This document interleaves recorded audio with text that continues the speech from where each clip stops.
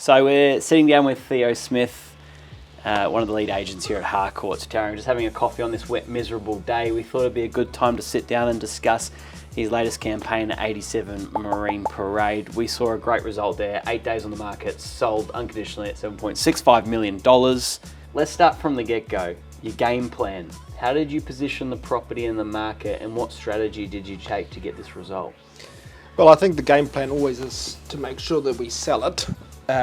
But in this instance, I think when you looked at what was currently on the market on Merine Parade, there was a total of 11 properties for sale between Merine Parade and Ocean Beach Road beachfront.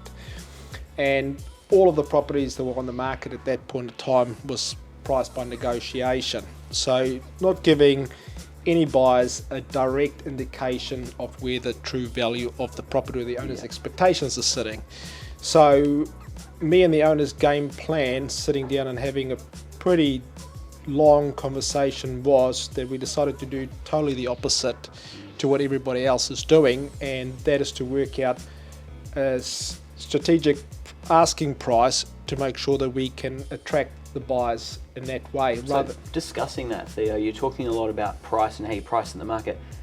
Let's just back it up a little bit. How did you manage those price expectations with your owner? Because I know along Merine Parade, we've got a lot of people that think maybe their house is possibly worth more than what it is.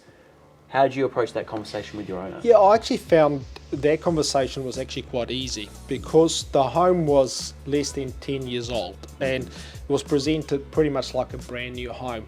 So the key factor for us was really to identify what the underlying land value was if there was no property on that. And there was a couple of sales on Merine Parade where there was homes that had weather tight issues that have recently sold, and we could work out pretty quickly what the underlying land value was going to be.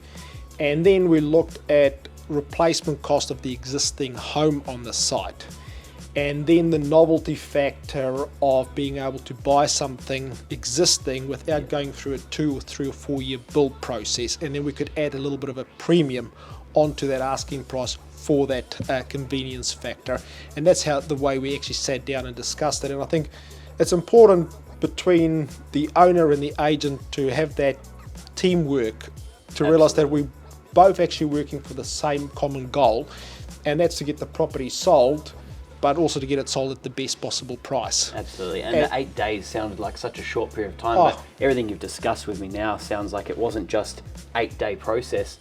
How long did it take you to have those conversations and actually get onto the market? And the true fact is it's been a 6-month process. Yeah, and it's going backwards and forwards because it's such a sensitive spot, pricing a home like that, because you only got one shot. And I think the reality is pricing is actually quite a simple thing, because in pricing there's no emotion, but people tend to add emotion into that, which you can't do. So if we as the agent sit down with the owner, we can discuss facts and show them facts and say, hey, this is the reality of where it is, but there is a possibility of getting a premium based around the location, the views, or even if we can create competition, which we did at the end of this process as well. So talking about, you built up that competition, how quickly did you identify those buyers, and how did you get them to compete for the property in such a short period of time also? Yeah, the funny thing is the property went live on the Thursday. We had 2 inquiries on the Friday, and I decided to make sure that we booked both viewings within half an hour of each other.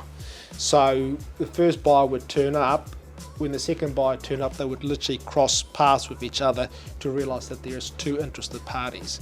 We've had all the information from the design of the home, specifications, you name it, that we had there available up front for the buyer so they could make an informed decision. And one of the buyers actually came through and said it was quite refreshing that there's an asking price on the property, because a lot of these homes that have been advertised priced by negotiation online, it's normally been pitched well below the owner's true expectation, and the agents use that to draw on the buyer based around the low price guide.